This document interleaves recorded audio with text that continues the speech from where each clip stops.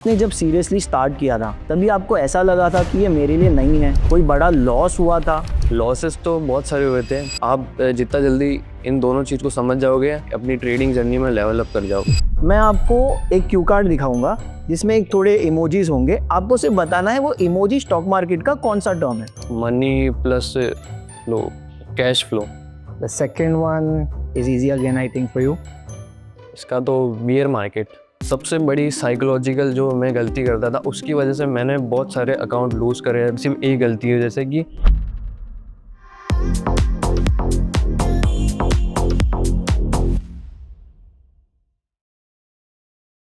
Forex market में हर दिन trillions of dollars का ट्रांजैक्शन होता है।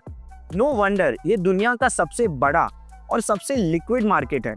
पर इसके बेसिक कॉन्सेप्ट्स क्या है? करेंसी पेयर्स, पिप्स, लेवरेज होते क्या है? और आपको अगर फॉरेक्स मार्केट में ट्रेड करना है तो आप शुरुआत कहाँ से कर सकते हैं? आइए इन सभी सवालों के जवाब आज हम देखते हैं। Hello and welcome to XM trade talk season 2। I am Chris Choker, your host.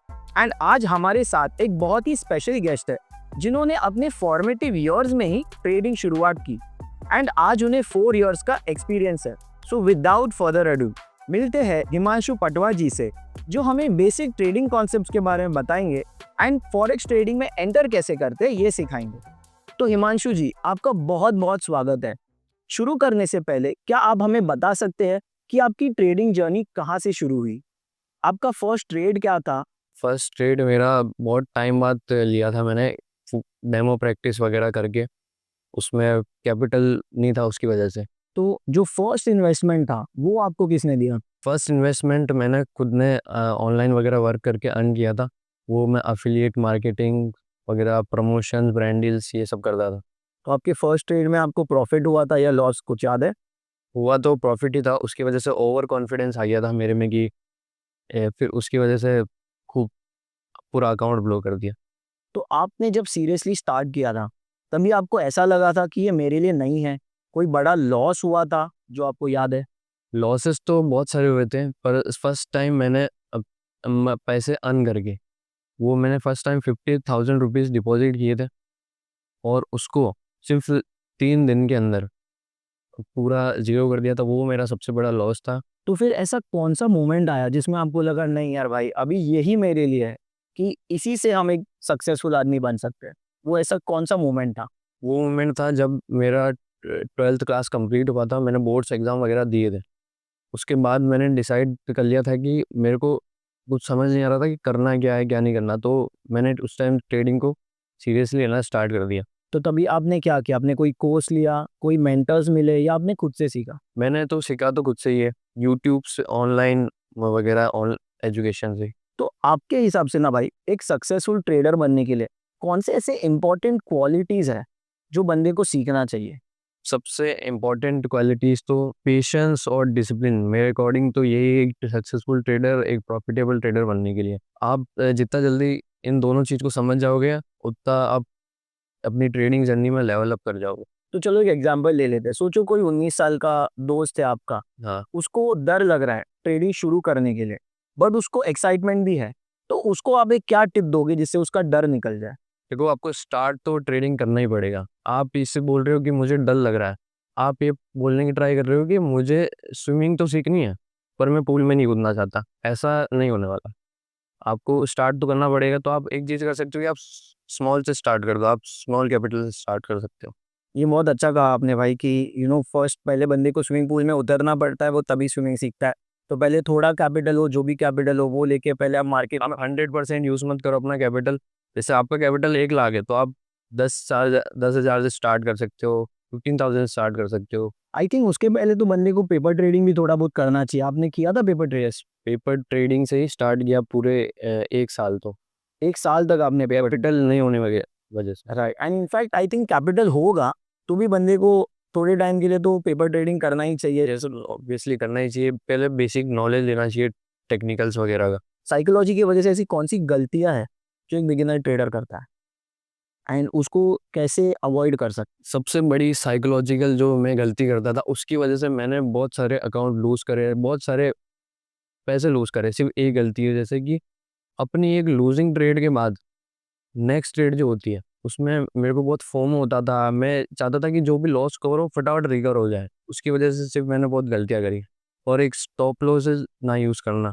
Obviously I think कहीं ना कहीं लॉस होने, फर्स्ट लॉस अगर बंदा बुक कर लेता है तो वो एक ईगो आ जाता है यार कि ऐसे कैसे, फिर वो मार्केट को बीट करने की कोशिश करता है और ना ही स्ट्रैटेजी से खेलता है, वो कामनेस लूज कर देता है।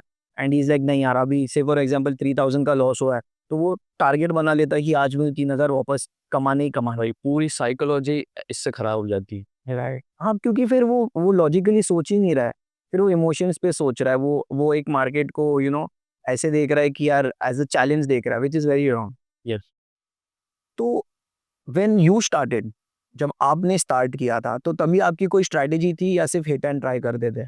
मैं स्ट्रेटजी से कुछ नहीं थी स्टार्टिंग में, सिर्फ मैं हिट एंड ट्राई करता था। अपना फ़ोन खोला, जब मन किया चार्ट देखा, सही लग रहा है ट्रेड ले ली, बाई ले ली, ऐसे कर करके सिर्फ इस गलती से मैंने खूब सारे पैसे लूज़ किए। फिर अभी आप जब ट्रेड करते हो, हाँ। उसमें ऐसे कौन ट्रेड के पहले या ट्रेड के बाद या दिन भर में ऐसे कौन सी 3 चीज़ें हैं जो आपकी रूटीन का एक पार्ट है कि आप ये करते ही हो हर ट्रेड में? मैं ट्रेड से एंटर होने का पहले बताता हूँ। मैं ट्रेड में एंटर होने से पहले पहले ये सब नहीं करता था, सीखा हूँ धीरे धीरे।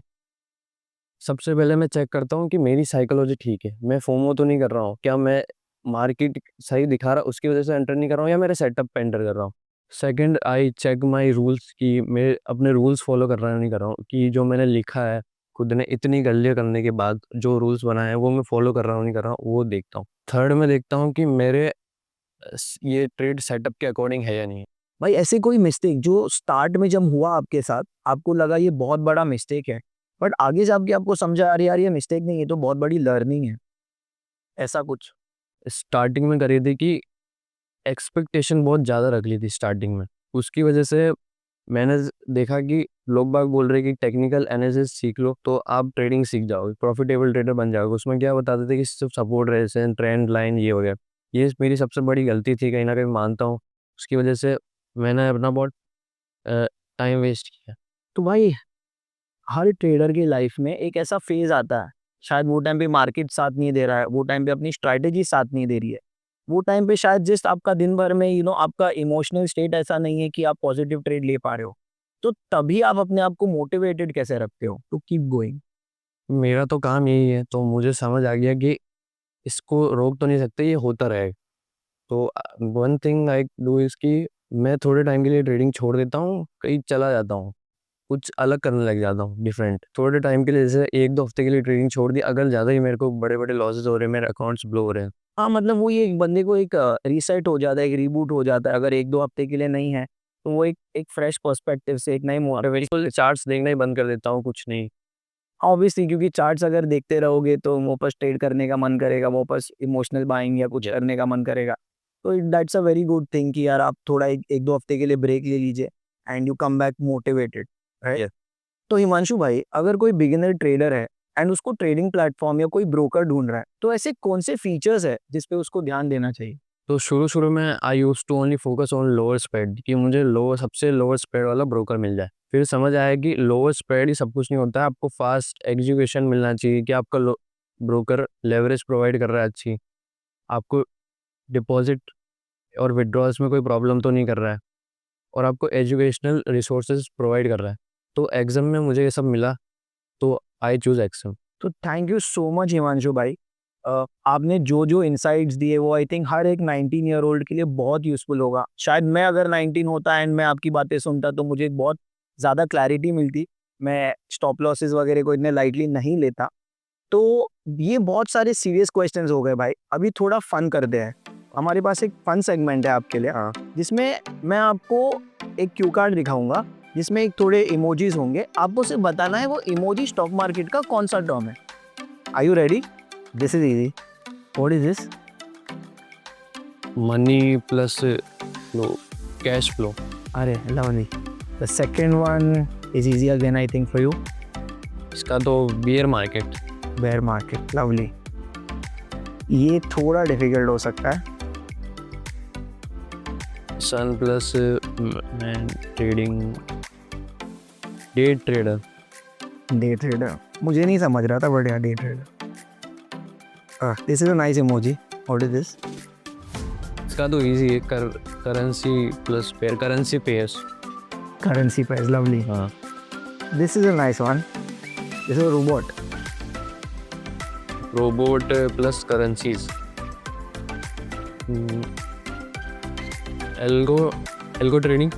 Arey, nice. Lovely. So we'll take one last one. No idea.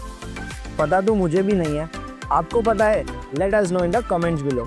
So that was the episode. Thank you so much Himanshu ji for sharing such lovely insights with us. Now any one of you has any questions regarding forex trading, please let us know in the comments below. And trading से related कोई भी insightful videos देखने के लिए follow करो XM को YouTube पे and look out for the upcoming Trade Talk Season 2. Also don't forget to click on the bell icon. Until then, keep learning, stay disciplined and happy trading.